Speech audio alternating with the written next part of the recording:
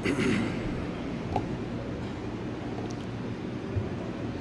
الحمد لله نحمده ونستعينه ونستغفره ونعوذ بالله من شرور أنفسنا ومن سيئات أعمالنا من يهده الله فلا مضل له ومن يضلل فلا هادي له أشهد أن لا إله إلا الله وحده لا شريك له وأشهد أن محمدًا عبده ورسوله أما بعد أعوذ بالله من الشيطان الرجيم بسم الله الرحمن الرحيم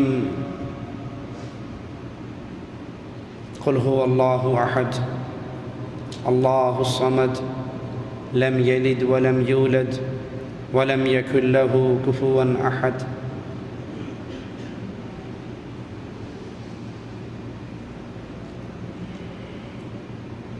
ہماری یہ زندگی جو اللہ مالک کی طرف سے دی ہوئی پہلی اور آخری مہلت ہے، ہر گزرتے ہوئے لمحے کے ساتھ اپنے اختتام کی طرف جا رہی ہے۔ ہر ڈوبنے والا سورج مجھے اور آپ کو قبر کے مزید قریب کر رہا ہے۔ خوش نصیب ہے وہ انسان جس کے سفر کا اختتام اللہ کی جنت پر ہو۔ اللہ سے دعا ہے وہ اپنی رحمت سے ہم سب کو اہل جنت میں شامل فرمائے، اور بد نصیب ہے وہ انسان جو بے بہا مواقع ملنے کے باوجود اپنی جان کو جہنم کی دہکتی ہوئی آگ سے نہ بچا سکے۔ یہ رمضان کا مبارک مہینہ ایک بڑا عظیم موقع ہے آپ کے لیے اور ہمارے لیے کہ ہم اللہ کی رحمت سے اپنی جانوں کو جہنم کے کڑوں سے آزاد کروا لیں۔ رسول اللہ صلی اللہ علیہ وسلم نے فرمایا، بد نصیب ہے، خاک آلود ہو اس کا ناک جو رمضان کے مہینے کو پائے لیکن اپنے گناہوں کو معاف نہ کروا سکے، اللہ کی جنت میں داخل نہ ہو سکے۔ رمضان کا یہ مہینہ جس کے اندر مالک عز و جل چھوٹے چھوٹے عملوں سے انسانوں کی زندگیوں کے بڑے بڑے گناہوں کو معاف کر دیتا ہے۔ رمضان کا یہ مہینہ جس کی ہر رات میں اللہ عز و جل اپنے بندوں کی گردنوں کو جہنم کے کڑوں سے آزاد کر دیتا ہے۔ اللہ تجھے تیری رحمت کا واسطہ ہے مالک، اپنی رحمت سے ہم سب کی گردنوں کو جہنم کے کڑوں سے آزاد کر دے۔ رمضان کا یہ مہینہ جس کے اندر نیکیاں کمانے کا اتنا موقع ہے کہ رسول اللہ صلی اللہ علیہ وسلم فرماتے ہیں، اس ماہ کے اندر جو انسان روزہ رکھ لے ایمان کی حالت میں ثواب کی امید پر، اللہ عز و جل اس کی زندگی کے گناہوں کو معاف فرما دیتا ہے۔ رسول اللہ صلی اللہ علیہ وسلم فرماتے ہیں، جو انسان اس مہینے میں رات کو قیام کر لے، تراویح پڑھ لے، تو اللہ عز و جل اس کی زندگی کے گناہوں کو معاف کر دیتے ہیں۔ اگر اس نے یہ نماز حالت ایمان میں پڑھی ہے، ثواب کی امید سے پڑھی ہے، رسول اللہ صلی اللہ علیہ وسلم فرماتے ہیں، کوئی شخص شب قدر کو جاگ لے، عبادت کر لے اللہ عز و جل کی، تو ایک رات کی عبادت سے اللہ مالک اس کی زندگی بھر کے گناہوں کو معاف کر دیتا ہے۔ کتنا ہے وہ بد نصیب جس نے یہ مہینہ پایا، یہ ایام پائے، اور پھر بھی وہ اللہ عز و جل سے معافی نہ پا سکا، اپنی گردن کو جہنم کے کڑوں سے آزاد نہ کروا سکا۔ یہ بد نصیب انسان ہے۔ آئیے دیکھیے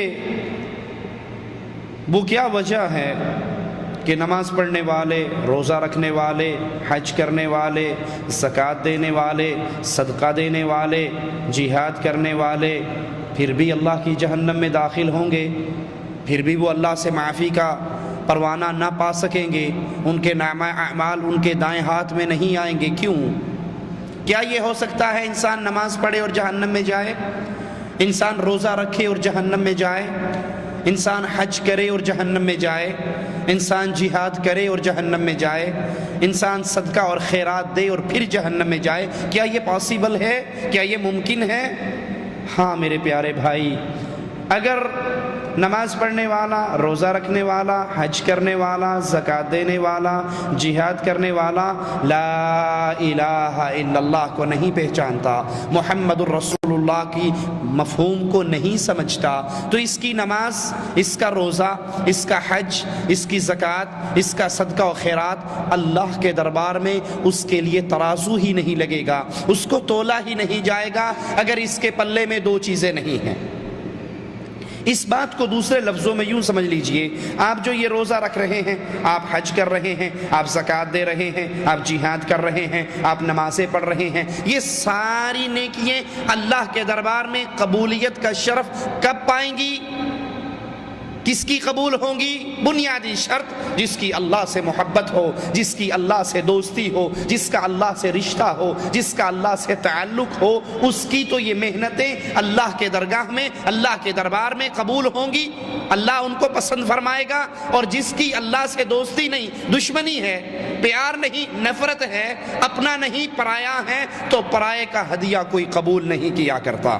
اللہ کی دوستی کس سے ہے؟ جس نے اللہ کے نبیوں کی بنیادی اور پہلی دعوت کو سمجھا، یہ اللہ کا پیارا ہے۔ محمد الرسول اللہ صلی اللہ علیہ وسلم سفر سے لوٹ رہے، رات جنگل میں پڑاؤ کرتے ہیں، فجر کے وقت ایک چرواہا جو جنگل میں بکریاں چرا رہا ہے، وہ اپنی چراگاہ میں ہی کھڑے ہو کر آواز لگاتا ہے، اللہ اکبر، اللہ اکبر۔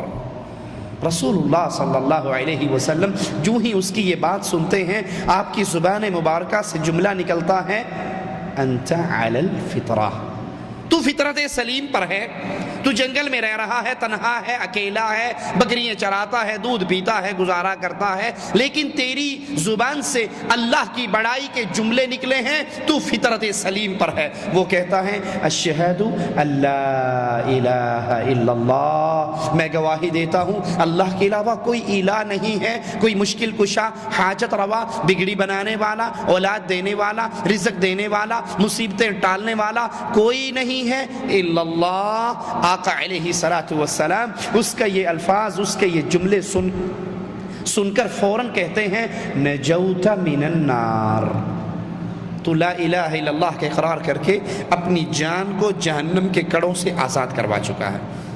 تو یہ نمازیں، یہ روزے، یہ حج، یہ کس کی قبول ہونی ہے؟ جس نے لا الہ الا اللہ کو سمجھا، دعوت توحید کو سمجھا، انبیاء کی لائی ہوئی پہلی دعوت کو قبول کیا، اس پر اپنی زندگی گزاری، اس پہ قائم اور دائم ہوا، اس کی محنتیں قبول ہیں، اس کے روزے قبول ہیں، اس کو نماز مبارک ہو، یہ وضو کر کے 2 رکعتیں نماز بھی پڑھ لیتا ہے، تو امام الانبیاء، امام اعظم فرماتے ہیں، جس نے میرے طریقے پہ وضو کی اور پھر 2 رکعت نماز ادا کی، اللہ عز و جل اس کے گناہوں کو معاف فرما دیتا ہے۔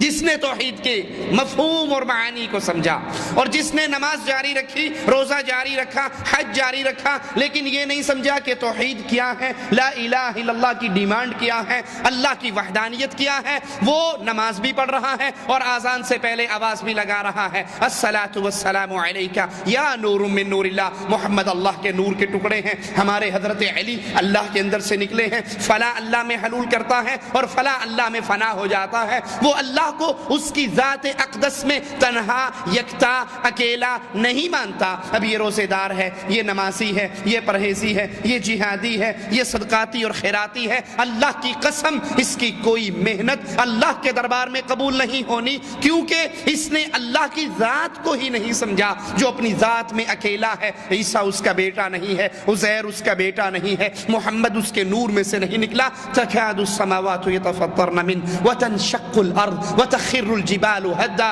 ان دعوا للرحمن ولدا۔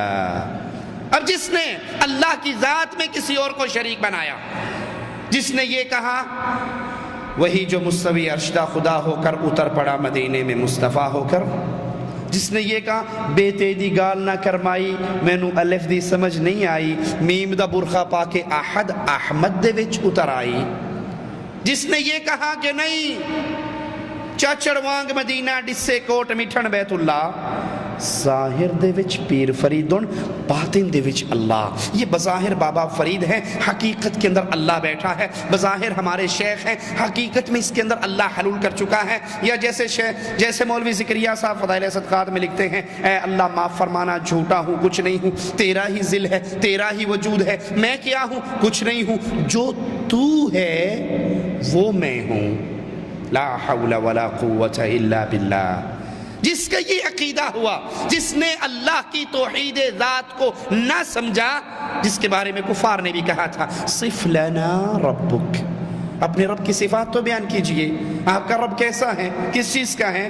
تو مالک عز و جل نے قرآن حکیم کی آیات نازل فرمائی، قل هو اللہ احد، اللہ ایک ہے۔ لوگوں اس مسئلے کو یاد کر لو، اللہ کی قسم جیسے کفار مکہ کے دور میں اس مسئلے کو یاد کروانے کی ضرورت تھی کہ اللہ کو ایک مانا جائے، عیسیٰ اللہ کا بیٹا نہیں، عزیر اللہ کا بیٹا نہیں، اسی طرح آج پاک و ہند کی گلیوں میں اس آواز کو دوبارہ بلند کرنے کی ضرورت ہے، قل هو اللہ احد، اللہ ایک ہے لوگوں، اللہ دو نہیں ہے، اللہ تین نہیں ہے، اللہ چار نہیں ہے، اللہ پانچ نہیں ہے۔ آج ہماری دھرتی پہ ایک اللہ کا تصور نہیں، دو اللہ کوئی پوج رہا ہے، کوئی پانچ اللہ پوج رہا ہے، کوئی کہتا ہے لی خمسہ اطفی بہا حر الوبا مصطفیٰ مرتضی وابنیہما والفاطمہ، میری مشکل محمد علی حسن حسین فاطمہ پانچ مل کے پوری کرتے ہیں، کوئی پانچ کو الہ مان رہا ہے، کوئی پنجتن پاک کو پوج رہا ہے، کوئی اللہ اور علی کو الہ کہتا ہے، کوئی اللہ اور رسول اللہ کو الہ کہتا ہے۔ آج پھر ضرورت ہے اسی بنیادی دعوت کو لے کر کھڑے ہونے کی۔ لوگوں قل هو اللہ احد، اللہ ایک ہے، کوئی پیر اللہ میں فنا نہیں ہو سکتا، کوئی ولی اللہ میں فنا نہیں ہو سکتا، کوئی شیخ اللہ میں فنا نہیں ہو سکتا، اللہ کسی کے اندر حلول نہیں کرتا۔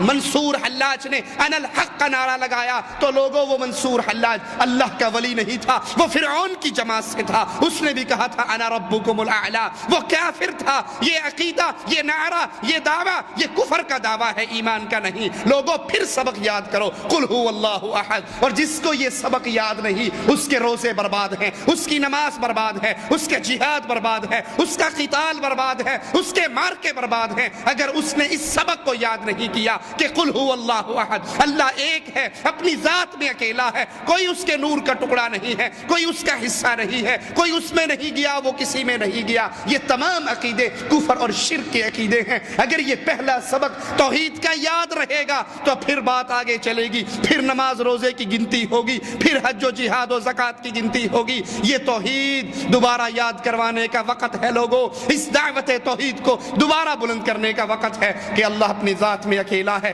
جیسے اپنی ذات میں اکیلا ہے ویسے وہ اللہ اپنی صفات میں اکیلا ہے۔ اللہ کی جو صفت ہے وہ کسی کے اندر نہیں آ سکتی۔ وہ الرحمن علی العرش استوى، رحمان اپنے عرش پر ہے، عرش پہ مستوی ہے، یہ اللہ کی صفت ہے۔ اب عرش کے اوپر کوئی اور نہیں جا سکتا۔ اللہ اپنی صفت علو میں تنہا ہے۔ جو یہ کہتے ہیں کہ اللہ کے نبی عرش پہ گئے، اللہ نے کہا اے نبی اور قریب ہو، ادنو منی اور میرے قریب ہو، پھر درمیان کے اندر دو کمانوں کا فاصلہ رہ گیا۔ یہ جھوٹ بولتے ہیں، یہ اللہ پر تہمت لگاتے ہیں، یہ اللہ کی توحید اسماء و صفات کو نہیں جانتے۔ اللہ اپنے صفت علو میں یکتا ہے، تنہا ہے، اکیلا ہے۔ اپنے نبی کو لے گیا، سدرۃ المنتہا تک لے گیا، جہاں تک اس نے چاہا لے گیا، لیکن کوئی نبی، کوئی مخلوق اللہ کے عرش پر نہیں۔ اللہ اکیلا تنہا ہے، مستوی ہونے میں اپنے عرش کے اوپر۔ اللہ کی صفات کو سمجھیے، وہ اللہ ہے، وہ اس کی صفات تنہا یکتا اکیلی اس کے لیے ہے۔ وہ دلوں کے راز جانتا ہے، وہ دلوں کی باتیں جانتا ہے۔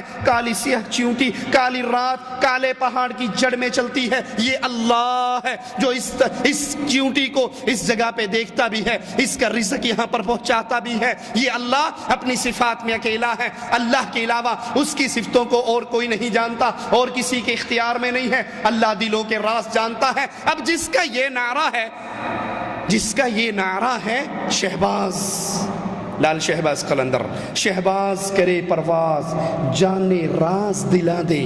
ہمارا لال شہباز پرواز کرتا ہے اور ہر دل میں پیدا ہونے والے خیال کو لال شہباز قلندر جانتا ہے۔ وہ اللہ کی توحید میں شرک کر رہا ہے، اللہ کی قسم اس کے روزے برباد ہیں، اس کی نمازیں برباد ہیں، اس کا حج و جہاد و زکوٰۃ و صدقہ و خیرات برباد ہے، اس کا بالکل اللہ کے دربار میں میزان نہیں لگے گا۔ کیوں؟ اس نے اللہ کی توحید کے اندر کسی اور کو شریک کیا۔ اسی طرح عبادت خاص حق ہے اللہ کا، توحید عبادت کو سمجھیے۔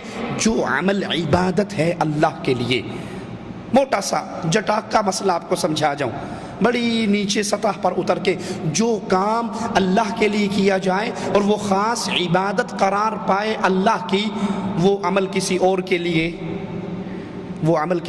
لیے نہیں ہو سکتا۔ اگر یہ سجدہ اللہ کی عبادت ہے تو پھر یہ کسی اور کے لیے جائز نہیں۔ یہ رکوع اللہ کے لیے کرتے ہو، عبادت سمجھتے ہو، یہ رکوع کسی اور کے لیے جائز نہیں۔ یہ قوموا للہ قانتین، یہ قیام اٹینشن کھڑے ہونا نماز کی کیفیت میں، یہ اللہ کے لیے کرتے ہو، اب یہ کسی ترانے کے لیے جائز نہیں ہے۔ یہ قربانی، یہ ذبح اللہ کے لیے کرتے ہو، یہ کسی اور کے لیے جائز نہیں ہے۔ یہ نذر اور نیاز اللہ کی عبادت سمجھ کے دیتے ہو، یہ کسی اور کے لیے جائز نہیں ہے۔ خوف، امید، توکل، بھروسے اللہ پر کرتے ہو تو اب یہ اس کیفیت میں کسی اور کے لیے جائز نہیں ہے کہ مولوی صاحب باتیں تو ٹھیک ہیں لیکن دیکھو نا، اگر ہم نے 11ویں والے دن بھینس کا دودھ نکال کے بابا جی کی سبیل نہ لگائی تو پیر صاحب ہماری بھینس کو ہی مار دیں گے۔ یہ خوف کہ کوئی موت و حیات کا مالک ہے، یہ خوف صرف اللہ کے لیے ہے۔ اگر کوئی یہی خوف کسی اور کے لیے رکھتا ہے، صبح گاڑی سٹارٹ کرتا ہے، روڈ پر آتا ہے، ابھی اس نے پیسنجر بٹھائے نہیں ہیں، ابھی سواریاں آئی نہیں ہیں، رات والے پیسوں میں سے پیسے نکالتا ہے اور سہیلی سرکار کی درگاہ پہ ڈالتا ہے، غریب نواز کے پاس سے بابا اجمیری کے پاس سے گزرتے ہوئے اس کو غریب نواز سمجھتے ہوئے اس کی صندوقڑی میں ڈالتا ہے اور ہاتھ باندھ کے جھکتے ہوئے گزرتا ہے، بابا ویکھلا میں ہجے نہیں کمایا، تینوں ٹیکس پہلے دیتا، میں تجھے پہلے دے رہا ہوں، میری بعد میں آئے گی، اب خیال کرنا۔ اور کہتا ہے کہ جناب آپ نہیں سمجھتے، اگر ان کو یہ نہ دیا جائے، یہ چلتی گاڑیوں کو الٹ دیتے ہیں، یہ ایکسیڈنٹ کروا دیتے ہیں، ان کے ہاتھ بڑے پہنچے ہوئے ہیں، یہ لکھے لیکھ مٹا دیتے ہیں، جو اللہ لکھتا ہے یہ مٹانا چاہے تو مٹا سکتے ہیں۔ خدا دا پھڑیا چھڑاوے محمد دا پھڑیا چھڑا کوئی نہیں سکتا، یہ جو چاہے کر لے، ان کو اختیار ہے۔ اللہ کے لکھے ہوئے کو مٹا دے تو ان کو اختیار ہے، لیکن ان کے کہے کو کوئی چینج نہیں کر سکتا۔ جس کا یہ عقیدہ ہے وہ اس عقیدے پر غیر اللہ کی نظر و نیاز دیتا ہے تو یاد کر لیجئے، اللہ کی قسم وہ اللہ کی خالص توحید کے اندر ان مردوں کو شریک بنا رہا ہے۔ اس کی نمازیں، اس کے روزوں کی قدر و قیمت نہیں ہونے والی، اس کا رمضان بیکار گزر رہا ہے۔ اس روزے کی کیفیت میں، اس روزے کی حالت میں اللہ سے ڈر کے، اللہ کے گھر میں رسول کے منبر سے یہ کہہ رہا ہوں، غور کیجئے، اللہ کی قسم اگر کوئی شرک کرنے والا حالت سیام میں، روزے کی حالت میں بیت اللہ کا طواف کرتے ہوئے، رمضان میں عمرہ کرتے ہوئے اس طواف کے چکروں میں مر جائے، رب محمد کی قسم وہ مرتے ہی جہنم کے دروازے سے جہنم کے اندر داخل ہوگا، اس کی قبر کو جہنم کا گڑھا بنا دیا جائے گا، اس کے طواف، اس کے رمضان کے عمرے، اس کے روزے کی قدر و قیمت نہ ہوگی، کیونکہ اس نے اللہ کی عبادت میں مردوں کو شریک ٹھہرایا، اس نے اللہ کی عبادت میں غیروں کو شریک ٹھہرایا۔ وہ سجدے اللہ کے لیے کرتا تو قبروں پہ کرتا، وہ رکوع اللہ کے لیے کرتا تو قبروں پہ کرتا، اپنے پیر کے پاؤں چھونے کے لیے کرتا، وہ نیاز اللہ کے لیے دیتا تو نیاز درگاہوں پہ دیتا، وہ قربانی اللہ کے لیے حج پہ کرتا تو قربانی درگاہوں اور عرسوں پہ جا کر کرتا، وہ اللہ سے محبت کرتا تو اس سے بڑھ کر اپنے پیروں سے محبت کرتا، وہ اللہ کا ڈر رکھتا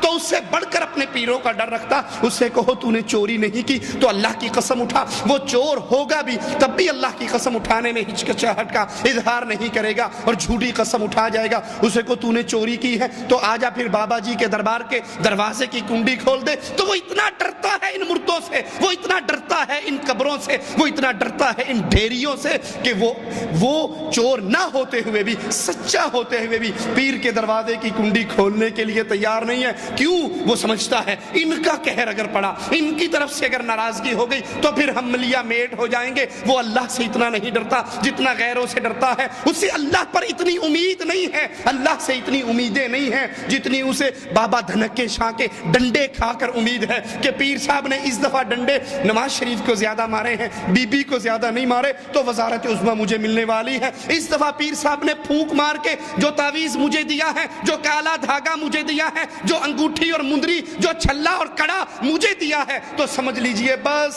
بابے کی ایک پھونک لگنے کی دیر ہے، اب میری ساری مصیبتیں دور ہو جائیں گی۔ اسے اللہ پر وہ امید نہیں جس اللہ نے اسے حکم دیا تھا، وَتَوَكَّلْ عَلَى الْحَيِّ الَّذِي لَا يَمُوتُ۔ بھروسے کرنے ہیں ان ڈھیریوں پہ بھروسے کرنے والوں، ان ہڈیوں پہ بھروسے کرنے والوں، ان مردوں پہ بھروسے کرنے والوں، جن کو استنجے کی طاقت نہ تھی، جن کو غسل کی طاقت نہ تھی، جن کو کپڑے اتارنے کی طاقت نہ تھی، جنہیں کفن میں لپٹنے کی طاقت نہ تھی، جن میں چل کر جانے کی طاقت نہ تھی، قبر میں اترنے کی طاقت نہ تھی۔ تم ان بے بسوں پہ امیدیں کرتے ہو جو اللہ کو چھوڑ کر ان پر یہ بھروسے اور توکل کرتا ہے، تو رب محمد کی قسم یاد کر لیجئے، یاد کر لیجئے، وہ افطاری سے پہلے مرے، وہ افطاری کے بعد میں مرے، وہ سحری کھا کے مرے، وہ حالت سیام میں مرے، وہ بیت اللہ میں مرے، اگر اس کے عقیدے میں شرک ہے، رب محمد کی قسم اس کی کوئی محنت، اس کی کوئی عبادت، اس کی کوئی چیز اللہ کے دربار میں قوت نہیں پائے گی، وزن نہیں رکھے گی، کیونکہ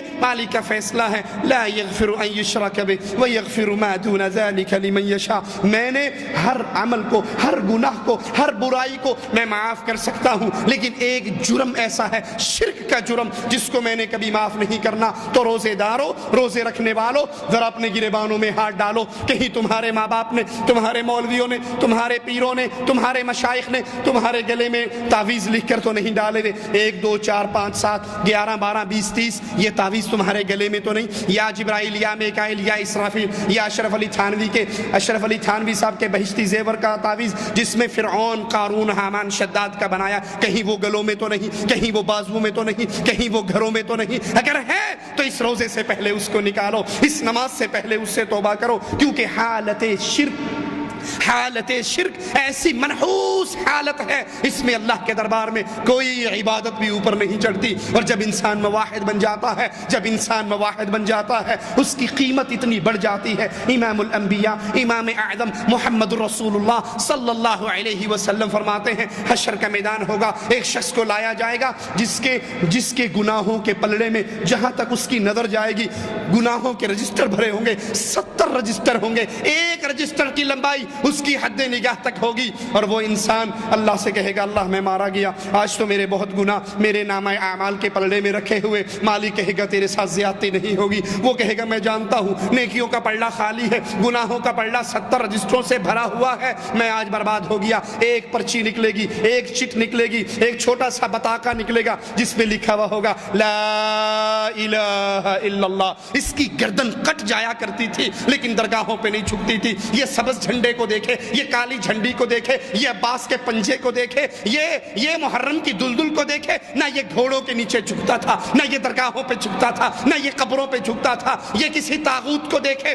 کسی پیر کو دیکھے، کسی مجذوب کو دیکھے، کبھی اس کے پاؤں چھونے کے لیے یہ نہیں جھکا تھا۔ یہ اللہ اس الہ کو مانتا تھا، یہ مشکل کشا اسی کو کہتا تھا، حاجت روا اسی کو کہتا تھا۔ اس نے کبھی کسی مردے کو داتا کا نام نہیں دیا، اس نے کبھی کسی مردے کو غریب نواز، بندہ نواز، بندہ پرور کا لقب نہیں دیا۔ لا الہ الا اللہ، یہ وہ بندہ تھا، اس کے گناہ تو بہت زیادہ ہیں لیکن اس کی نیکیوں میں ایک بڑی عظیم نیکی ہے، اس نے شرک نہیں کیا، نہ ذات میں شرک کرتا، نہ صفات میں شرک کرتا، نہ عبادت میں شرک کرتا۔ فرشتوں، میرے بندے کے گناہوں کو اس توحید کے عقیدے سے تولو۔ امام الانبیاء، امام اعظم فرماتے ہیں میزان کو تولا جائے گا، وہ چھوٹا سا کارڈ، وہ چھوٹا سا بطاقہ، وہ چھوٹی سی پرچی جس پہ سچی توحید کا عقیدہ درج ہوگا، وہ 70 رجسٹروں پر بھاری ہوگا۔ اللہ کے فرشتے اس کو جنت میں داخل کر دیں گے۔ اگر چاہتے ہو ان روزوں کی قیمت لگے، اگر چاہتے ہو ان تراویح کی قیمت لگے، اگر چاہتے ہو ان افطاریوں کی قیمت لگے، تو پہلے اللہ کے لیے رب کی توحید کو سمجھو، اس قرآن کو ترجمے سے پڑھو، نبی کی لائی ہوئی اس بنیادی دعوت جس کے لیے نبی کا ماتھا پھٹا، جس کے لیے نبی کو طائف میں زخمی ہونا پڑا، نبی کی بیٹیوں کو طلاق ملی، نبی کو مکہ چھوڑ چھوڑ کر ہجرت کرنی پڑی، ساری مصیبتیں برداشت کی، لیکن توحید کی دعوت سے ہاتھ نہیں کھینچا۔ افسوس افسوس افسوس ان نام نہاد موحدوں پر جنہوں نے آج لا الہ الا اللہ کی سچی دعوت کو اس لیے چھوڑ دیا۔ مولانا صاحب یہاں پر لا الہ الا اللہ کے مفہوم کو کھول کر بیان نہیں کرنا، کیونکہ یہ الیکشن کا جلسہ ہے، یہ جمہوریت کا جلسہ ہے۔ ہمارے اس الیکشن میں سارے آئے ہوئے ہیں، ہم ایم این اے اور ایم پی اے کی سیٹ پہ کھڑے ہیں، ہم نے ووٹ لینے ہیں۔ اگر آپ نے کہہ دیا لا الہ الا اللہ کا مطلب یہ ہے اللہ کے علاوہ مشکل کشا کوئی نہیں، حاجت روا کوئی نہیں، غوث اعظم کوئی نہیں، بگڑی بنانے والا کوئی نہیں، بری کرنے والا نہیں، اگر آپ نے یہ کہہ دیا تو سارے لوگ بھاگ جائیں گے، ہمیں ووٹ کوئی نہیں دے گا۔ آج دعوت توحید کو ووٹ کی وجہ سے چھوڑ دو۔ کوئی کہتے ہیں جی آپ کی باتیں تو ٹھیک ہے، لیکن دیکھو نا ہم نے امت میں جوڑ پیدا کرنا ہے، امت میں توڑ پیدا نہیں کرنا۔ جوڑ پیدا کرنے کے لیے ضروری ہے کہ توحید کی دعوت کو رہنے دو، ان کو نماز کی دعوت دو، ان کو چلے کی دعوت دو، ان کو جماعت کے ساتھ نکلنے کی دعوت دو، لیکن لا الہ الا اللہ کی کھری دعوت، لا الہ الا اللہ کا ترجمہ جس کو ابو جہل نے تو سمجھا تھا، آج کے مولوی نے نہیں سمجھا۔ ابو جہل کی پارٹی نے لا الہ الا اللہ کی آواز قولوا لا الہ الا اللہ کی بات کو سن کر کہا تھا اجعل الالہۃ الہا واحدا، یہ کیسی بات کہتے ہو، یہ کیسا جملہ کہہ رہے ہو، ساروں کو چھوڑ دیں، ساروں سے توبہ کر لیں، ساروں کا انکار کر دیں۔ ہم نے تو بانٹ رکھے ہیں، کوئی اولاد دیتا ہے، کوئی رزق دیتا ہے، کوئی داتا ہے، کوئی غریب نواز ہے، کوئی بندہ نواز ہے، کوئی بندہ پرور ہے، کوئی اولاد دینے والا ہے، کوئی شفا دینے والا ہے، کوئی دڑکی شاہ ہے، کوئی لسوڑی شاہ ہے، کوئی پسوڑی شاہ ہے، کوئی ایٹ شاہ ہے، کوئی بٹیرے شاہ ہے، کوئی قامہ والی سرکار ہے۔ ہم نے تو پارٹیاں بانٹ رکھی ہیں، ہم نے کام ڈیوائیڈ کیے ہوئے ہیں، یہ الگ الگ کام کرتے ہیں۔ اور آپ کیا کہتے ہو اجعل الالہۃ الہا واحدا، ان سب کا انکار کر دو، ان سب کو مردے قرار دے دو، ان سب کو فقیر اور بے بس قرار دے دو، ان کو لاچار اور محتاج قرار دے کر ایک اللہ پر ایمان لے کر آؤ۔ یہ ترجمہ لا الہ الا اللہ کا ابو جہل کی پارٹی سمجھتی تھی۔ آج اس کو پڑھنے والا، اس کی تسبیحیں پھیرنے والا، ہزار ہزار دانوں کے منکوں پہ الا اللہ کی ضربیں لگانے والا اس لا الہ الا اللہ کے مفہوم کو نہیں سمجھتا، اور جو سمجھتے ہیں وہ اس کو بیان کرنے کی اجازت نہیں دیتے کہ اگر یہ لا الہ الا اللہ، اگر یہ توحید کا نعرہ بلند کیا تو ہمیں ووٹ نہیں ملے گا، اگر یہ توحید کا نعرہ بلند ہوا تو امت میں جوڑ نہیں توڑ پیدا ہو جائے گا۔ میں کہتا ہوں امت کو، امت کے جوڑ کا غم کرنے والوں، امت کو جوڑو، لیکن تھوک سے نہ جوڑو، ایلفی سے جوڑو۔ اگر تم شرک پہ جوڑو گے یہ امت کبھی نہیں جڑے گی، اور اگر اسے لا الہ الا اللہ پر جوڑو گے اس امت میں توڑ کبھی نہیں ہو سکتا۔ یہ لا الہ الا اللہ کی بنیاد پہ ایسے جڑے گی۔ عبد الرحمن ابن عوف اپنے انصاری بھائی کے گھر آتے ہیں، انصاری بھائی کہتا ہے تو میرا لا الہ الا اللہ کی بنیاد پہ بھائی بنا ہے، اب دیکھ بھائی قربانی کیا دے رہا ہے، یہ میرا مال ہے، اس کو ڈیوائیڈ کر لے، آدھا کر لے، آدھا تو لے جا، آدھا مجھے دے دے، میری دو بیوییں ہیں، میری دو بیوییں ہیں، تو دونوں کو دیکھ لے، جو تجھے بھلی لگے میں اس کو ڈائیورس کر دوں گا، میں اس کو طلاق دے دوں گا، وہ اپنی عدت جب پوری کر لے گی اے بھائی تو اس سے نکاح کر لینا، کیونکہ تیری اور میری بھائی بندی لا الہ الا اللہ کی بنیاد پہ ہوئی ہے۔ لوگوں امت کو جوڑو لا الہ الا اللہ کی بنیاد پہ، یہ امت توحید کے علاوہ کسی بات پہ نہیں جڑ سکتی، یہ جڑے گی تو اللہ کی وحدانیت پہ جڑے گی۔ کسی کو ڈر ہوتا ہے اگر توحید کی بات کی ہمیں چندے بند ہو جائیں گے، ہماری قربانی کی کھالیں بند ہو جائیں گی، ہمارا جہاد کا فنڈ بند ہو جائے گا، ارے بھاڑ میں جائے لڑائیے، ارے بھاڑ میں جائیں سارے اعمال۔ اگر تمہیں لا الہ الا اللہ سے قربانی کی کھال زیادہ پسند ہے، لا الہ الا اللہ سے ووٹ زیادہ پسند ہے، لا الہ الا اللہ سے تمہیں چلے کی جوڑ زیادہ پسند ہے، تو پھر افسوس سے کہتا ہوں قیامت کا دن ہوگا، اپنے اللہ کے سامنے کس منہ سے پیش ہوگے؟ جہاں پہ قیمت، جہاں پہ ترازو لگے گا تو بنیاد اس کی لا الہ الا اللہ ہوگی۔ دوسرے نقطے کو یاد کیجئے، اے روزے دارو، اے روزوں کی قیمت پانے کی امیدیں رکھنے والو، اے بھوک اور پیاس کو اس گرمی کی شدت میں اس لیے برداشت کرنے والو کہ اللہ اس کے بدلے مجھے جنت دے گا۔ جنت میں باب الریان روزے داروں کے لیے بنا ہے، روزے دار کی منہ اللہ کو کستوری سے زیادہ عزیز ہے۔ روزے دار کے لیے تو اللہ نے کہا ہے الصوم لی، میرے فرشتوں میرے بندے کے ہر عمل کا بدلہ لکھ لو، لیکن الصوم لی، اس نے روزہ تو میرے لیے رکھا ہے، اس کا بدلہ میں خود اپنے بندے کو دوں گا۔ روزے دار کو دو خوشیاں ملتی ہیں، ایک افطاری کے وقت اور ایک اللہ کی ملاقات کے وقت ملے گی۔ اللہ تجھ سے تیری رحمت کا واسطہ کر کے سوال کرتے ہیں، مالک ہمارے گناہوں کو نہ دیکھنا، اپنی رحمت سے ہمارے ان روزوں کو قبول کر لینا۔ اگر روزے قبول کروانا چاہتے ہو دوسری بڑی شرط کی طرف آئیے۔ دوسری شرط کیا ہے کہ آپ نے امام اعظم امام الانبیاء محمد الرسول اللہ صلی اللہ علیہ وسلم کو اپنے دل میں، اپنی زندگی میں، اپنے اعمال میں کیا مقام دیا ہے؟ کیا صرف نبی کا نام آئے اور انگوٹھے چوم کے آپ سائڈ پہ ہو جاتے ہو، یا آپ کی نماز محمدی ہے، آپ کا روزہ محمدی ہے، آپ کا حج محمدی ہے، آپ کا جہاد محمدی ہے، آپ کا صدقہ محمدی ہے، آپ کی طلاق محمدی ہے، آپ کا نکاح محمدی ہے؟ ایک ایک عمل زندگی کا وہ بول کر کہے اگر کسی نے میرا امام دیکھنا ہے، میری نماز دیکھو، میں اپنے امام کی طرح کی نماز پڑھ رہا ہوں۔ کسی نے میرا امام دیکھنا ہے، میرے حج کو دیکھو، میں اپنے امام کے طریقے پہ حج کر رہا ہوں۔ کسی نے میرا امام دیکھنا ہے، میرے نکاح کے طریقے کو دیکھو، میں اپنے امام کے طریقے پہ نکاح کر رہا ہوں۔ کسی نے میرا امام دیکھنا ہے، میری طلاق کو دیکھو، میں اپنے امام کے طریقے پہ طلاق دے رہا ہوں۔ کسی نے میرے امام کو دیکھنا ہے، میرے جسم کو دیکھو، میری زندگی کو دیکھو، میرے عملوں کو دیکھو، میرے سارے عمل بول بول کے بتا رہے ہیں یہ محمدیت کے رنگ میں رنگا ہوا ہے۔ یہ ہر عمل کرنے سے پہلے سوچتا ہے میرے امام، میرے قائد، میرے رہنما، میرے آقا امام الانبیاء امام اعظم محمد الرسول اللہ صلی اللہ علیہ وسلم نے یہ عمل کیسا کیا۔ اگر یہ سوچ میرے اور آپ کے دل میں نہیں ہے، بلکہ اس کو چھوڑ کر ہم کہتے جی نماز ہی پڑھنی ہے، جیسے مرضی پڑھ لو، روزہ ہی رکھنا ہے، جیسے مرضی رکھ لو، حج ہی کرنا ہے، جیسے مرضی کر لو، تو اللہ کو آپ کی نمازوں کی، روزوں کی، حج کی ضرورت نہیں ہے۔ وہ اللہ ہے جس نے وہ محنت قبول کرنی ہے جس میں محمد الرسول اللہ کی مہر لگی ہوئی ہو صلی اللہ علیہ وسلم۔ چھوٹی سی سادہ سی مثال دیتا ہوں، آپ نے سعودی عرب میں پیپسی کی مشینیں دیکھی ہیں جس میں ریال ڈالو تو پیپسی نکل آتی ہے۔ کیا خیال ہے کبھی روپیہ ڈالا تو پیپسی نکلی؟ انڈیا کا روپیہ، پاکستان کا روپیہ، بنگلہ دیش کا ٹکا ڈالو تو پیپسی نکلتی ہے؟ کیوں جی نکلتی ہے؟ نہیں نکلتی؟ ٹرائی تو کی تھی نا، ویسے نہیں نکلتی۔ کیوں نہیں نکلتی؟ یہ اس پیپسی کی مشین سے پاکستانی روپیہ، انڈین روپیہ، بنگالی ٹکا ڈالنے سے پیپسی کیوں نہیں نکلتی؟ کبھی غور کیا آپ نے؟ اس لیے نہیں نکلتی کہ اس کے اندر ریال کی تصویر چھپی ہوئی ہے، ملک عبداللہ حافظہ اللہ کی تصویر چھپی ہوئی ہے۔ وہ جب جاتا ہے وہ کمپیوٹر کے ساتھ ٹیلی کرتا ہے، اگر وہ ایک ہو جائے تو پیپسی باہر آ جاتی ہے، اور اگر وہ اس کے سائن سے مختلف سائن ہو، اس کی تصویر سے مختلف ہو، اس گورنمنٹ آف سعودی عرب کی اسٹیمپ سے مختلف ہو، وہ اٹھا کے باہر پھینک کے مارتی ہے، پھاڑ اپنا روپیہ پیپسی لین آیا۔ یہ نال دا لیا جڑا اندر بیٹھا ہے، یہ جو اندر لگا ہوا ہے، اس پرنٹ کا پرنٹ لاؤ گے تو پیپسی ملے گی۔ یہ مثال اپنے سامنے رکھیے۔ اب آئیے اللہ کی حشر کے دن کی طرف لوٹتے ہیں۔ امام الانبیاء امام اعظم محمد الرسول اللہ صلی اللہ علیہ وسلم کیا فرماتے ہیں؟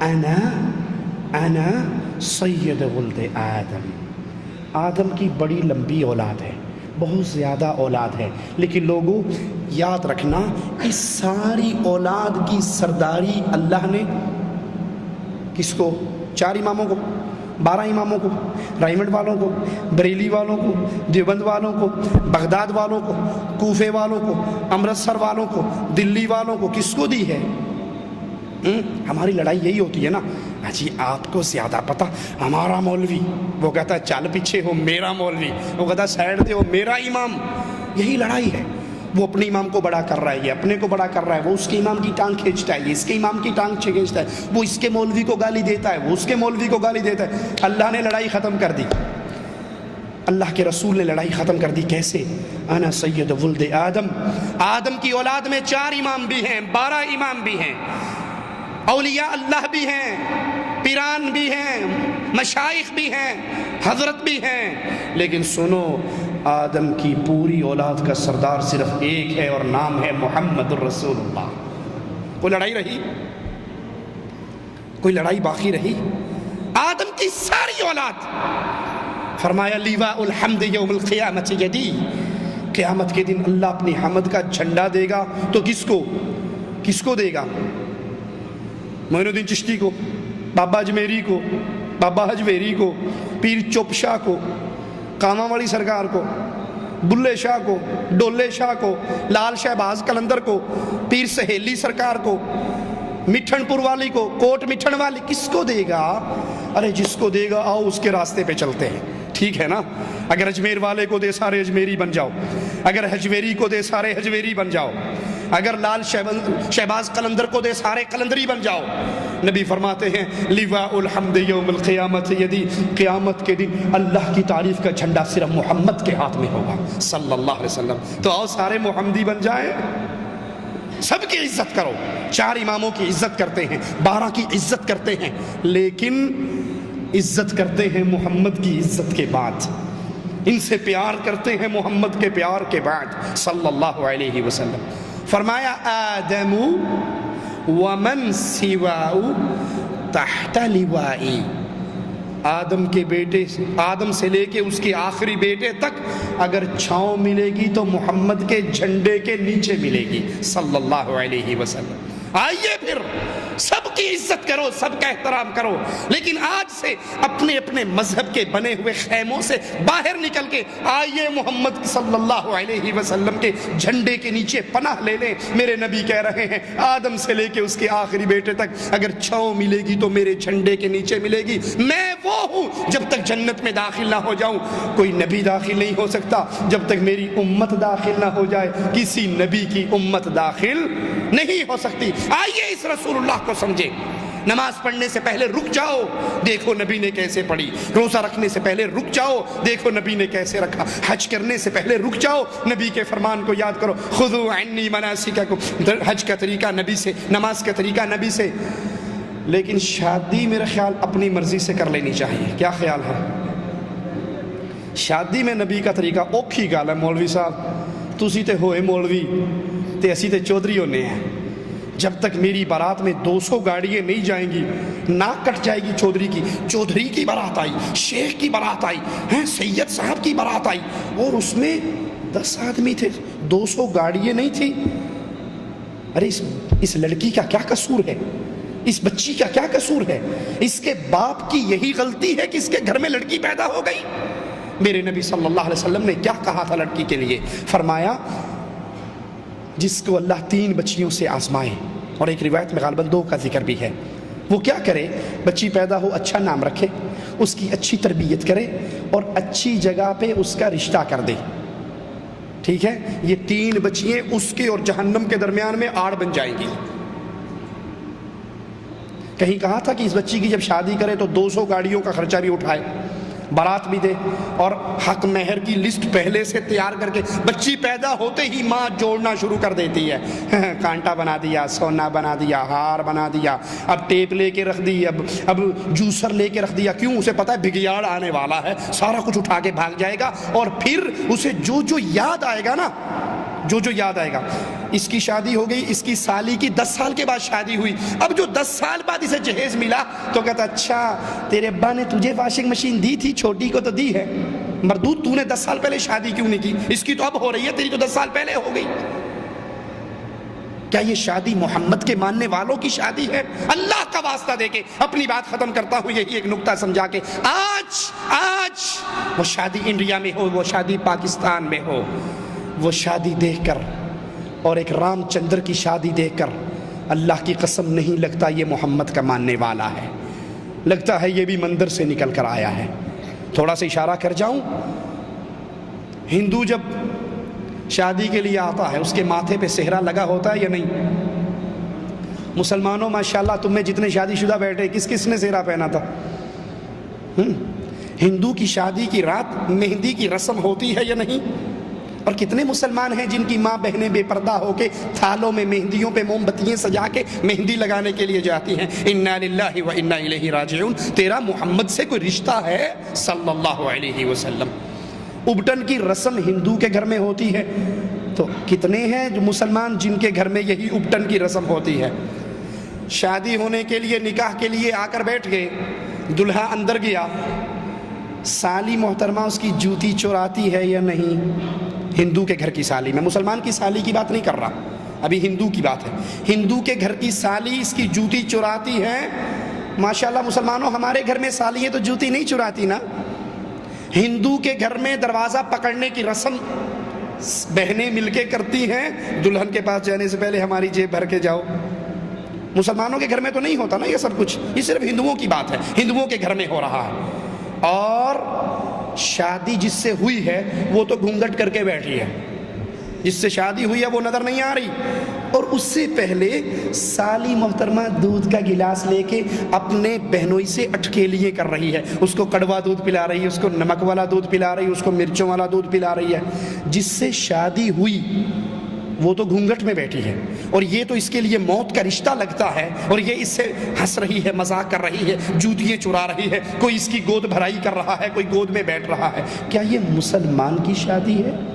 ہندو کی شادی پہ لڑکے لڑکیاں اکٹھے ہو کے ڈانس کر رہے ہیں ہندو کی شادی پہ، اور مسلمان کی شادیوں پہ کیا ہوتا ہے؟ اللہ کے لیے سوچئے، اللہ کے لیے سوچئے۔ ہندو اپنی شادی پہ بیویوں سے جہیز مانگتے ہیں، کیوں؟ اس لیے کہ ان کے مذہب میں مرنے کے بعد، باپ کے مرنے کے بعد لڑکیوں کو وراثت نہیں ملتی، جو لینا دینا ہوتا ہے وہ جہیز کے نام پہ ہی دے دیتے ہیں۔ مسلمانوں تمہاری شادیوں میں کیا ہوتا ہے؟ اس کے گھر سے ٹوٹی ہوئی چارپائی بھی آئے گی نا تو ٹرک میں لوڈ ہو جائے گی، ابھی لڑکی گھر سے نکلی نہیں، ٹرک پہلے روانہ، 2 دن پہلے سامان روانہ ہو جاتا ہے۔ انا للہ و انا الیہ راجعون۔ یہ شادی رام چندر کی اور یہ شادی عبد الرحمن کی، اس میں کوئی فرق نہیں کر سکتا۔ اس عبد الرحمن کو جو شادی کے موقع پہ رام چندر کی سیرت اپنا چکا ہے، صرف اس کی بیوی جانتی ہے کہ یہ مسلمان ہے، کہ اس کی ختنہ ہوئی ہے، اور اس کو کوئی نہیں جانتا کہ یہ مسلمان ہے۔ اس کے عمل سے محمدیت کا رنگ نہیں نکلتا۔ اللہ کے لیے شادیوں میں محمدی بنو، نمازوں میں محمدی بنو، روزوں میں محمدی بنو، نکاح میں محمدی بنو، طلاق میں محمدی بنو۔ ایک ایک عمل آپ کو تبلیغ کرنے کی ضرورت نہ پڑے، لوگ انگلی اٹھا کر کہیں کسی نے محمدی دیکھنا ہے تو وہ دیکھ لو۔ نماز پڑھتے ہوئے محمدی، صرف نماز پہ محمدی نہیں، کاروبار کرتے ہوئے محمدی، نکاح کرتے ہوئے محمدی، معاملات کرتے ہوئے محمدی، امانت لیتے دیتے ہوئے محمدی، ایک ایک عمل میں محمدی یہ ٹپکے۔ اگر یہ صورت ہے، اگر میری اور آپ کی گاڑی اس روڈ پہ چل رہی ہے جس پہ اللہ کی توحید اور محمد صلی اللہ علیہ وسلم کی سچی رسالت کا اقرار اور عمل ہے، تو مبارک ہو آپ کو روزے، مبارک ہو آپ کو نمازیں۔ اور اگر یہ معاملہ نہیں ہے تو پھر ڈر جائیے، ڈر جائیے، ڈر جائیے۔ اس مسافر کو سامنے رکھیے جس کے پاس گاڑی 0 میٹر ہے، گاڑی کی ٹینکی پیٹرول سے فل ہے، 5واں گیئر ہے، مکے جانا ہے، 120 پہ بھگا رہا ہے، لیکن وہ سڑک پکڑی ہے جو اس کو بحرین لے جاتی ہے۔ کیا یہ کبھی مکہ جائے گا؟ یہ جتنا تیز بھاگے گا منزل سے اتنا دور ہو جائے گا۔ اگر آج میں نے اور آپ نے اس محمدی سڑک کو نہیں سمجھا کہ ہر بندے کی بات جھوٹ ہو سکتی ہے، محمد کی بات جھوٹ نہیں ہو سکتی، ہر بندے کی بات کو ٹھوکر ماری جا سکتی ہے، محمد صلی اللہ علیہ وسلم کی بات کو ٹھوکر نہیں ماری جا سکتی، ہر بندے کی بات کے اندر کوئی نہ کوئی کمی کوتاہی کجی ہو سکتی ہے، صرف ایک ذات، ایک امام، ایک ہستی، ایک ذات ایسی ہے جو جب بولتا ہے وَمَا يَنْطِقُ عَنِ الْهَوَىٰ إِنْ هُوَ إِلَّا وَحْيٌ يُوحَىٰ، وہ دین کی بات کرتا ہی تب ہے جب آسمان والا جبرائیل کو بھیج دیتا ہے۔ اللہ سے دعا ہے اللہ ہمارے روزوں کو قبول فرمائے، ہمارے صیام و قیام کو قبول فرمائے، ہماری محنتوں کو قبول فرمائے، ہمیں زندہ رکھے، ایمان پہ رکھے، ہمیں موت دے تو اس حال پہ دے۔ اللہ ہم سے راضی ہو، ہم اپنے اللہ سے راضی ہوں۔ اے اللہ ہم گناہ گار ہیں، اپنی رحمت سے ہمارے گناہوں کو معاف فرما۔ اللہ ہم خطا کار ہیں، اپنی رحمت سے ہماری خطاؤں کو معاف فرما۔ اللہ ہمیں جب بھی موت دینا اس حال میں دینا تو ہم سے راضی ہو، ہم تجھ سے راضی ہوں۔ ہمیں اللہ اپنے حبیب محمد کریم صلی اللہ علیہ وسلم کے جھنڈے کے نیچے جگہ دینا، جنت میں ان کا پڑوس عطا فرمانا۔ اللہ جنت کی سب سے پیاری نعمت تیرے پیارے چہرے کا دیدار ہے مولا۔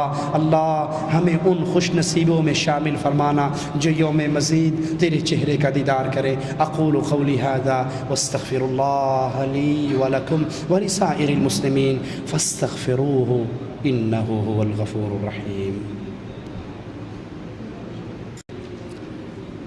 ایک بھائی کا سوال ہے کہ میرے خاندان میں جو لوگ گزر چکے ہیں، فوت ہو گئے ہیں، وہ سب شرک کرتے تھے، لیکن میں انہی کی اولاد میں سے ہوں اور شرک سے پرہیز کرتا ہوں، کہ اللہ میرے فوت شدہ کی بخشش کر دے گا، کیونکہ میرے بڑے جو مر چکے ہیں انہیں معلوم بھی نہ تھا کہ شرک بڑا گناہ ہے۔ شرک اکبر ایک ایسا جرم ہے کہ اللہ نے وہ کسی کا معاف نہیں کرنا. اس کے اندر جہالت بھی عذر نہیں ہے. اگر کوئی شخص جاہل ہے، توحید کو نہیں سمجھتا، تو یہ جہالت کا عذر شرک اکبر میں اس کے لیے فائدہ مند نہیں ہوگا. آپ کو اللہ نے توحید کا فہم عطا فرمایا، اللہ کا شکر ادا کیجئے اس عظیم نعمت پر جس سے آج انسانوں کی اکثریت ناواقف ہے. لیکن مشرک کے لیے دعا کرنے کی اجازت اللہ نے اپنے نبی کو نہیں دی اور اہل ایمان کو نہیں دی. آپ ان کے لیے مغفرت کی دعا نہیں کر سکتے، اور آپ کی توحید کی دعوت کو سمجھنے کی بنیاد پر ان کی معافی نہیں ہو سکتی. اگر کوئی شرک اکبر کی حالت میں مرا ہے تو وہ انسان ہمیشہ کا جہنمی ہے. جب قرآن حکیم میں یہ لکھا ہے کہ بے شک اللہ کا ولی زندہ ہے اپنی قبروں پر، تو قبروں میں جانا پھر شرک کیسے ہے؟ یہ کہاں لکھا ہے بھائی؟ وہ ذرا سورت اور آیت نمبر ہمیں بھی بتا دو کہ قرآن میں لکھا ہو کہ اللہ کا ولی زندہ ہے. کہیں نہیں لکھا، کوئی ایک آیت ایسی نہیں ہے. جو انسان مر جاتا ہے، وہ نبی ہو، وہ علی ہو، وہ ولی ہو، وہ اس قبر میں دفن ہو جاتا ہے. اس دنیا کے لحاظ سے اس کا رشتہ کٹ جاتا ہے، اس کی بیوی بیوہ ہو جاتی ہے، اس کا مال وراثت تقسیم ہو جاتا ہے، اس کا اس دنیا والوں سے کوئی رشتہ، کوئی تعلق باقی نہیں رہتا. نہ دنیا والوں کو اس کی زندگی کا شعور ہوتا ہے، نہ اس کو دنیا والوں کی زندگی کا شعور ہوتا ہے. وہ اگلے جہان میں جا چکا ہے. اگر نیک ہے تو اس کی قبر جنت کا باغ بن چکی ہے، اور اگر برا ہے تو وہ قبر جہنم کا گڑھا بن چکی ہے. وہ آپ کے حالات کو نہیں سمجھتا، آپ اس کے حالات کو نہیں سمجھتے. اس دنیا کے لحاظ سے وہ چلا جاتا ہے.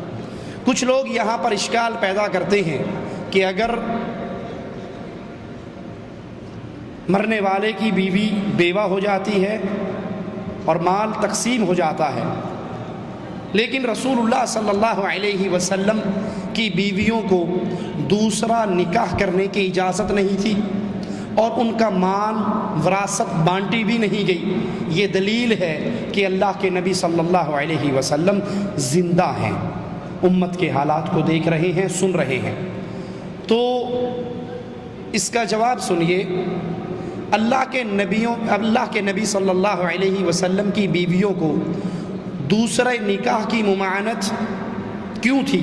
اس لیے نہیں کہ نبی زندہ ہیں، اس لیے نہیں کہ نبی پر موت نہیں آئی، آپ زندہ ہیں، بلکہ اس لیے کہ اللہ نے نبی کی بیویوں کو پوری امت کی مائیں قرار دے دی.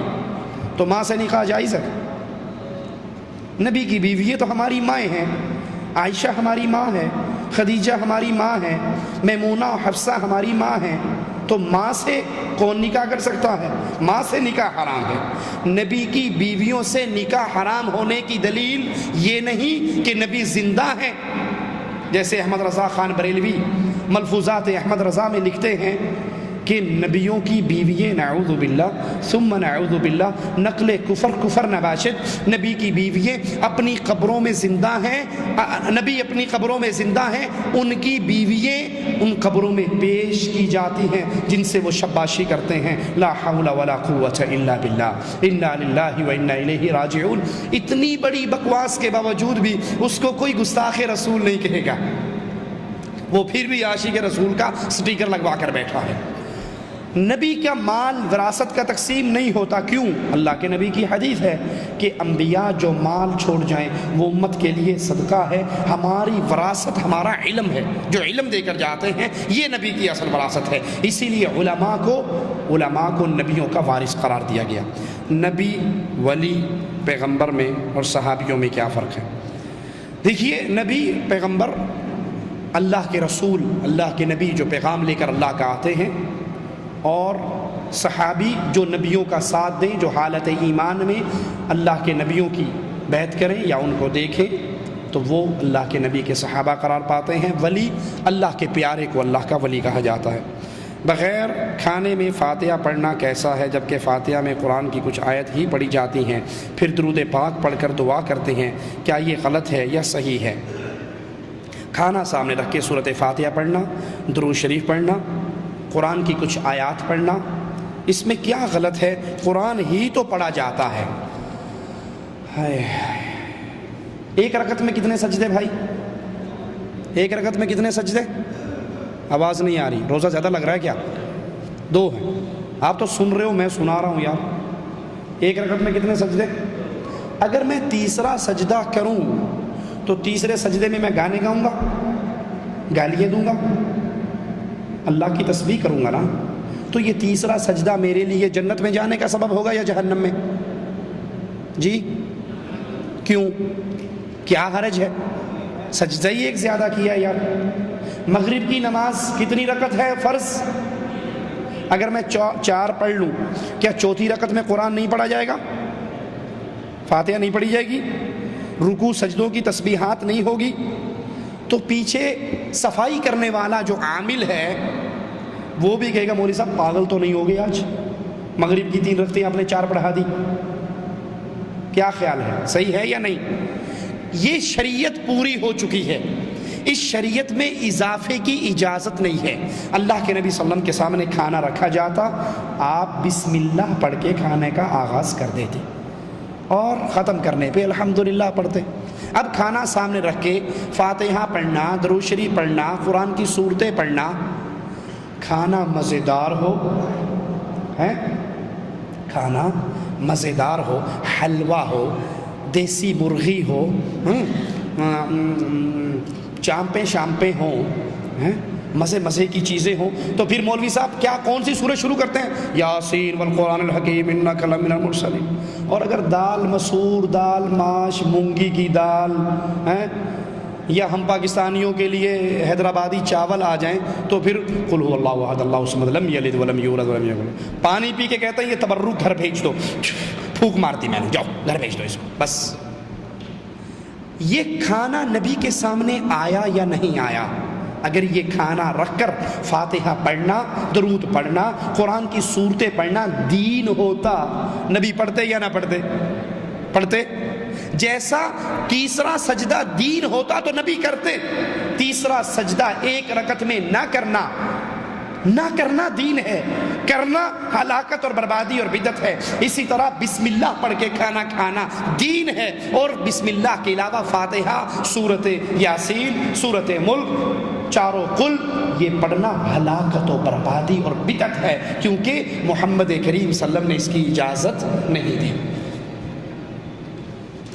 رمضان کی آخری عشرہ کی راتوں میں مسجد میں اعتکاف کرتے ہیں، کیا یہ صحیح ہے؟ جی، رسول اللہ صلی اللہ علیہ وسلم کی سنت ہے۔ شرمگاہ کو چھونے سے وضو ٹوٹ جاتا ہے؟ ہاں جی، اگر انسان باتھ روم میں ہے، نہا رہا ہے اور اس کا ہاتھ بغیر کسی آڑ کے، بغیر کسی کپڑے کے ڈائریکٹ شرمگاہوں کو لگ جاتا ہے تو اس سے اس کا وضو ٹوٹ جاتا ہے، واللہ اعلم۔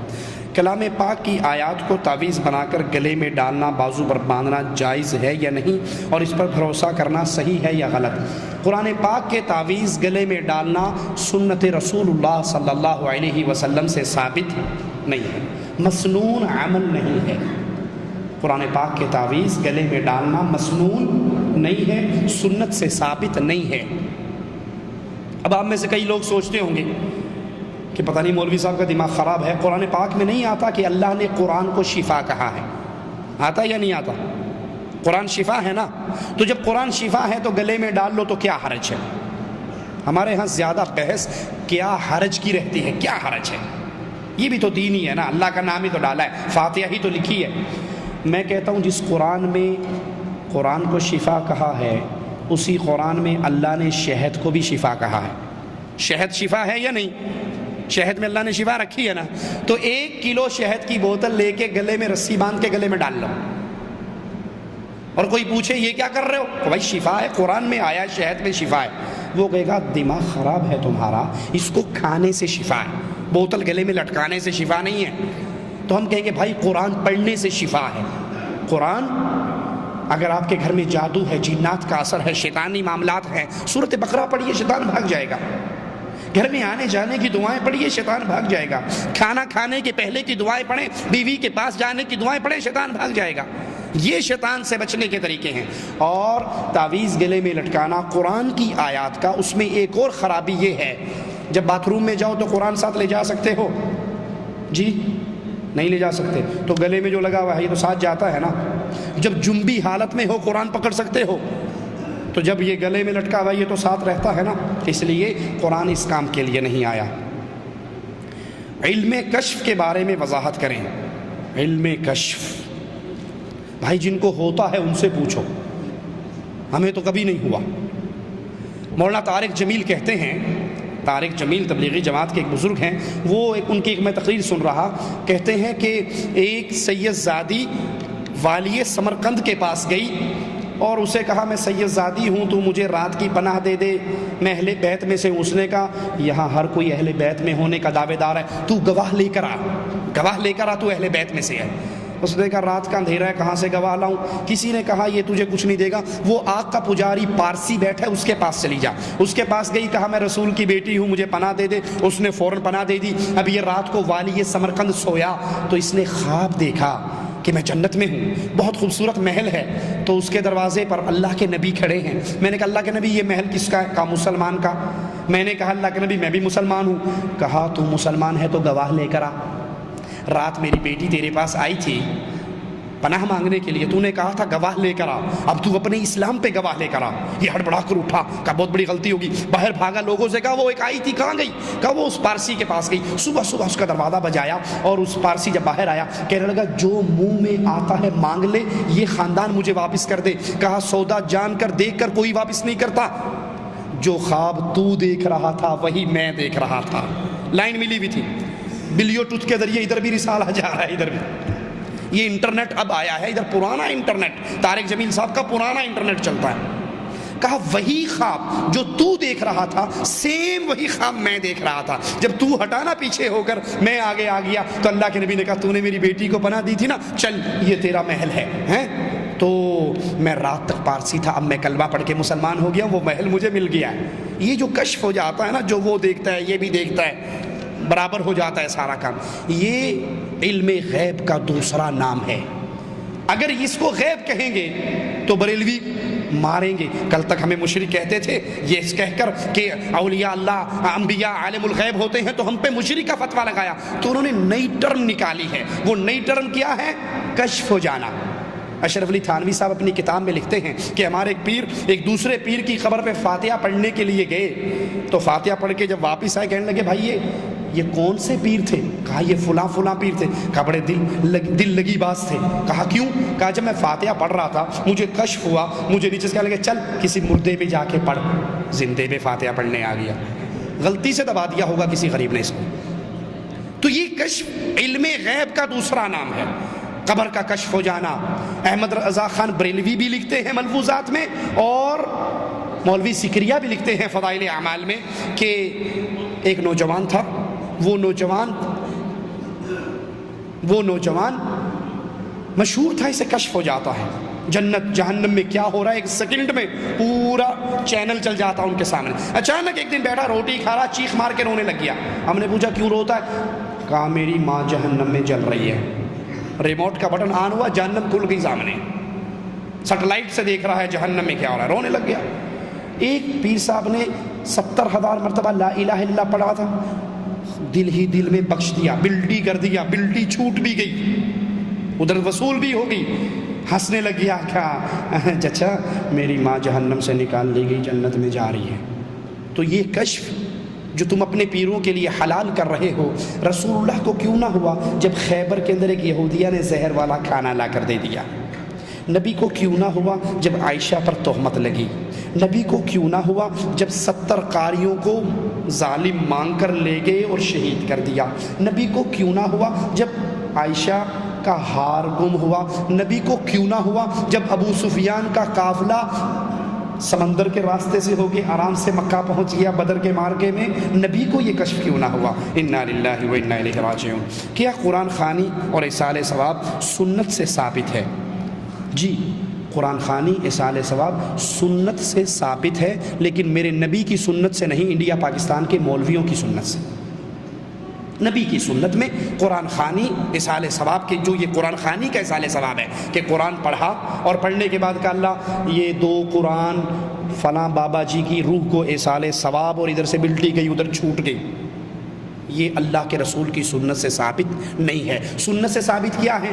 اللہ کے نبی فرماتے ایک شخص جنت میں اچانک اس کے درجات بلند ہو جاتے ہیں، وہ کہتا ہے اللہ میرے تو عمل بھی نہیں ہے، میرے درجات بلند کیوں ہو رہے؟ تو مالک فرماتا ہے تیرا ایک نیک بیٹا۔ کون سا بیٹا جی؟ کون سا بیٹا؟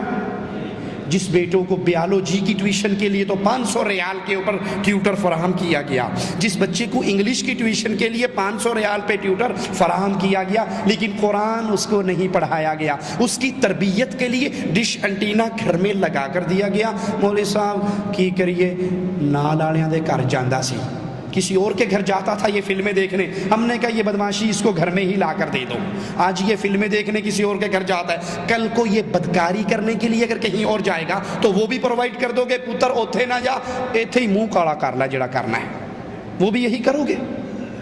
وہ بیٹا جس کو ڈش انٹینے، جس کو کیبل، جس کو فلمیں، جس کو گانے، جس کو نئے والیم، وہ سارے دیے ہوئے ہیں۔ مولوی صاحب نماز کے لیے گئے ہوئے ہیں، اللہ اکبر، پہلی صف میں کھڑے امام کے پیچھے بڑے خشوع و خضوع سے نماز پڑھ رہے ہیں، اور بیٹا گھر کے اندر میگزین پڑھ رہا ہے، سویا پڑا ہے، گانے سن رہا ہے، فلمیں سن رہا ہے، اور یہ واپس آ رہے ہیں تسبیح پھرتے ہوئے استغفر اللہ استغفر اللہ استغفر اللہ۔ جی آپ کا بیٹا نماز میں نہیں تھا، اولاد جوان ہو گئی ہن قابو نہیں آندی، جب یہ چھوٹے تھے تو نے تب سے اس کو برباد کیا تھا، تب سے گھر میں ڈی وی، تب سے گھر میں ڈش انٹینے، تب سے گھر میں کیبل، تب سے گھر میں بدکاری بدماشی کے آلات تو نے لا کر دیے تھے۔ آج جہنم میں اگر یہ بیٹا جائے گا تیری ٹانگ کھینچ کے لے کر جائے گا ساتھ، وہ کہے گا اللہ میری تو اولاد، میرے تو کوئی اعمال نہیں، درجات کیوں بلند ہو گئے؟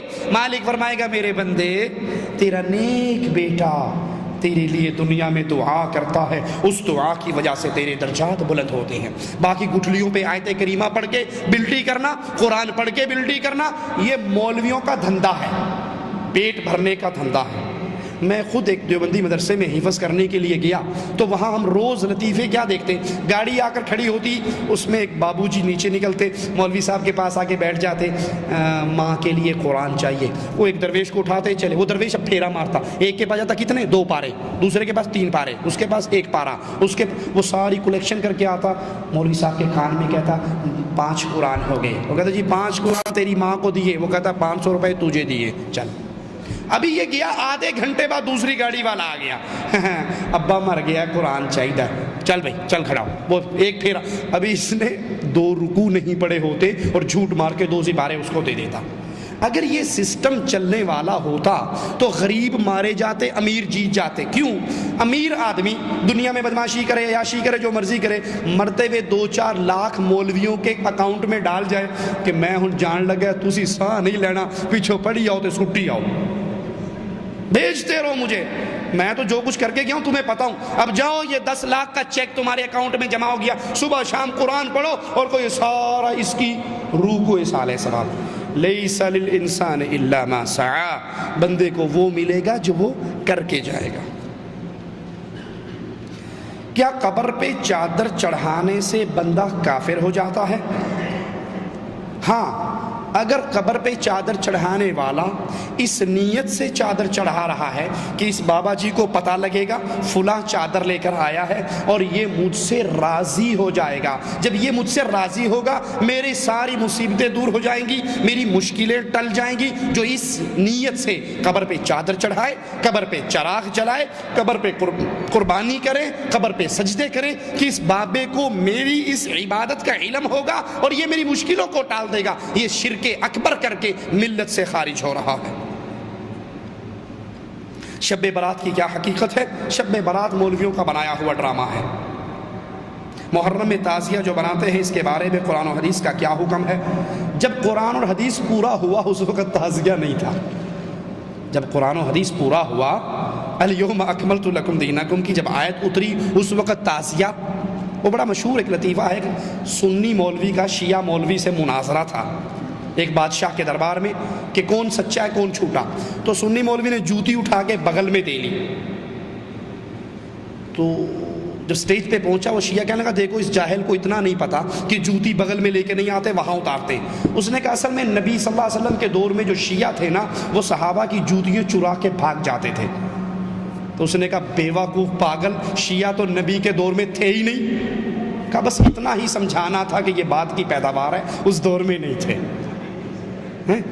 تو جب شریعت پوری ہوئی اس وقت تعزیے نہیں تھے. یہ تعزیے عراقیوں کی پیداوار ہیں، کوفیوں کی پیداوار ہیں اور بعد کی بنائی ہوئی بدعات ہیں، یہ جائز نہیں ہے. والدین کو موت کے بعد اس کا ثواب پہنچانے کا کیا طریقہ ہے؟ اللہ کے نبی صلی اللہ علیہ وسلم نے 3 چیزیں بیان فرمائی ہیں. جب انسان مر جائے تو اس کا صدقہ جاریہ ملتا ہے اس کو، جو وہ خود مسجد بنا گیا، مدرسہ بنا گیا، کوئی صدقہ جاریہ کام کر گیا، کسی کو علم پڑھا گیا وہ بھی اس کو ثواب ملے گا، اور نیک اولاد چھوڑ گیا وہ اس کے لیے دعا کرے تو وہ اس کو اولاد اس کا ثواب ملے گا.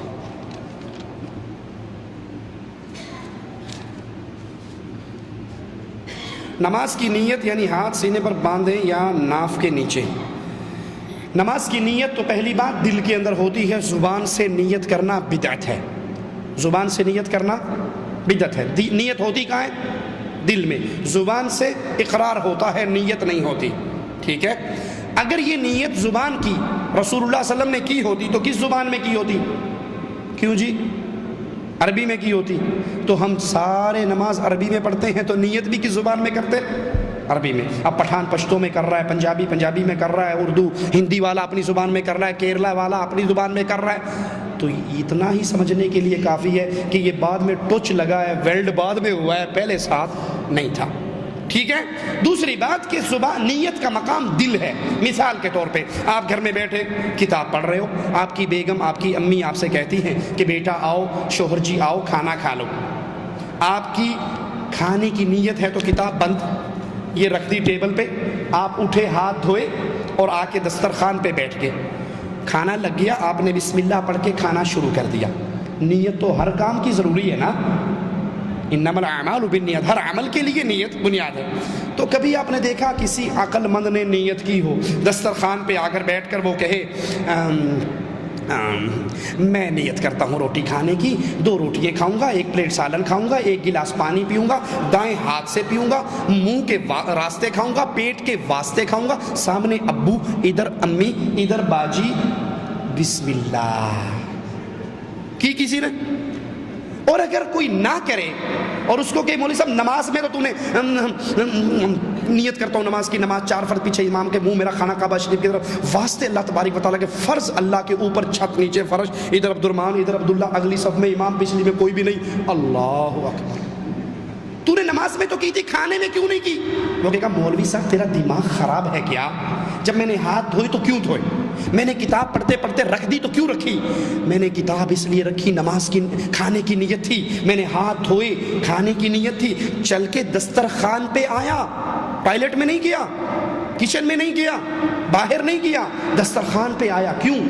کھانے کی نیت تھی. اسی کا نام تو نیت ہے. ہم کہتے ہیں بھائی مسئلہ ختم ہو گیا، تو نے آذان سن کے اپنا کمرہ لاک کیا، نماز کی نیت تھی. مسواک کیا، نماز کی نیت تھی. کئی مسواک کرتے ہیں اور کوئی جلدی جلدی سگریٹ پیتے، بھائی یہ کیا اتنی سپیڈ کیوں مار رہا؟ کہ نماز کھڑی ہونے والی ہے، بھاگ کے نماز پڑھنی ہے. لوگ مسواک کر کے مسجد جاتے ہیں، یہ سگریٹ پی کے الحمدللہ رب العالمین الرحمن، ساتھ والا کہتا کس مصیبت کے پاس کھڑا ہو گیا. مسواک کی کیوں؟ نماز کی نیت. مسجد میں آئے، نماز کی نیت. 1 قدم اٹھایا آپ نے، آپ کا ایک گناہ معاف ہوا. 1 قدم نیچے رکھا، آپ کو ایک خطا، ایک ثواب مل گیا. یہ نماز کی نیت ہے. اسی نیت کو. اور ہاتھ باندھنے کا جو سوال پوچھا ہے وہ یہ ہے، اللہ کے نبی دایاں ہاتھ بائیں ہاتھ پہ رکھتے، پھر اس کو سینے پہ رکھ لیتے. صحیح بخاری کی جو روایت ہے کہ آپ کا ہاتھ آپ کے اس کوہنی پہ آتا، ذرائع پہ آتا، اس باغ پر آتا. ٹھیک ہے. اب دیکھیے جی، یہ میری باں ہے، یہاں میں نے رکھا، اور یہ میری ناف ہے، یہ ناف ہے. تھوڑی سی اور پیچھے ہو جاؤں. اب یہ میری ناف ہے اور یہ میرا ہاتھ ہے. اس ہاتھ کو یہاں رکھ کے ناف کے نیچے رکھ کر قیام کر کے دکھاؤ. اگر میں یہاں رکھوں گا تو میرا قیام نہیں ہوگا، میں کوڈا ہوں گا، سیدھا نہیں ہو سکتا. ٹھیک ہے. یہ رکھو گے ایٹومیٹکلی اپنے سینے پر آ جائے گا. یہ کہاں آ جائے گا؟ اپنے سینے. آپ نے دیکھا کبھی چھوٹا بچہ غلطی ہو جائے استاد سے معافی کیسے مانگتا ہے؟ دیکھا آپ نے؟ وہ ہاتھ سینے، استاد جی غلطی ہو گئی مینوں معاف کر دو. کبھی آپ نے دیکھا کسی بچے نے استاد کو پکڑا اور غلطی ہونے پہ معافی مانگی ہو کیسے؟ کہنا استاد جی مینوں معاف کر دو.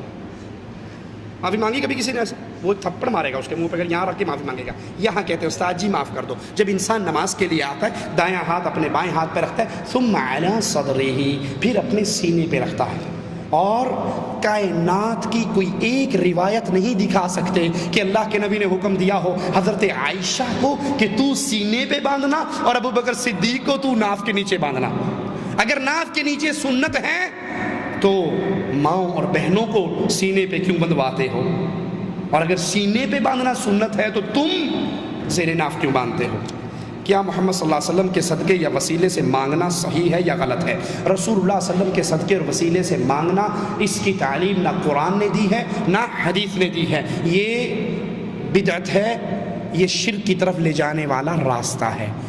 کفار مکہ کا یہی عقیدہ تھا. وہ کہا کرتے تھے ما نعبدہم الا لیقربونا الی اللہ زلفیٰ، ہم ان کے پاس جاتے ہیں ہماری سنتا نہیں ہے، ان کی موڑتا نہیں ہے، ہماری ان کے آگے ہؤلاء شفعاؤنا عند اللہ، ہماری ان کے آگے ان کی اللہ کے آگے. ٹائم نہیں ہے اس پر مزید وضاحت کرنے کی.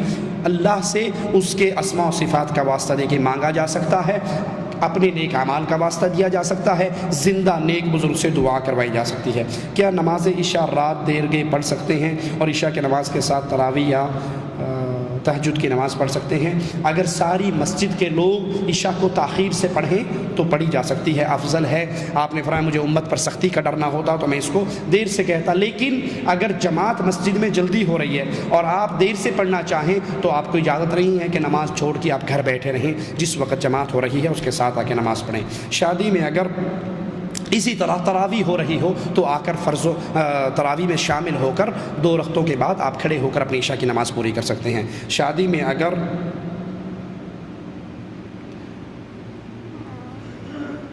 یہ شیخ پڑھیے کیا ہے ہمیں تو سمجھ نہیں ہوا.